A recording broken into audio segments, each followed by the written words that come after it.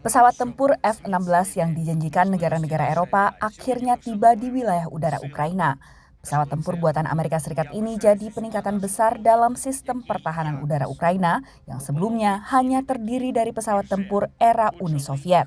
Tapi F-16 saja tak akan bisa melawan sistem canggih Rusia, menurut analis. It's not going to be the golden BB or the golden bullet that all of a sudden, they have F-16s and now they're going to go out and gain air superiority. Pengamat lain menilai F-16 sebagai pesawat berkemampuan tinggi dalam jumlah besar akan punya dampak besar. When it gets to be 12, 24, 36, then it really becomes a challenge, right? Because now you're actually you're able to execute the mission that I think that Ukraine wants to be able to achieve, which is air superiority, right? To be able to control the air over their own territory and then project air power over Russian forces.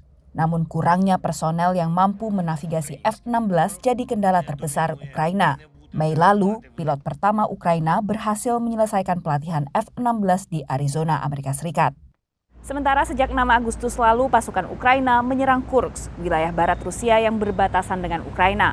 Meluasnya serangan ini membuat dua wilayah Rusia lain yang berbatasan dengan Kursk menetapkan status darurat dan sedikitnya 120.000 warga sipil Rusia melakukan evakuasi. Kiriman F-16 dan serangan kejutan Ukraina di Kursk, wilayah barat Rusia, jadi dorongan moral bagi Ukraina. Presiden Ukraina sebut serangan ke Kursk adalah upaya untuk akhiri perang dan melindungi warga Ukraina. Чим більше російської військової присутності буде знищено в прикордонні, тим ближче буде мир для нашої держави і справжня безпека. Pentagon melihat adanya pengalihan pasukan Rusia dari Ukraina menuju Kursk. Namun serangan ini bukan tanpa resiko, menurut analis. That we've already seen that Russia has much more military personnel than Ukraine, and while Ukraine has managed to kind of stretch Russian military forces thinner, it also has to stretch its own forces much thinner, and Russia presumably is going to try and hit back quite hard because this is obviously making them look quite bad.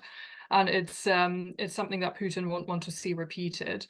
Awal Agustus lalu, juru bicara Kremlin umumkan ada potensi hadiah tunai bagi pasukan Rusia yang berhasil menembak jatuh F-16 Ukraina. Dari Washington DC, Virginia Gunawan dan tim VOA.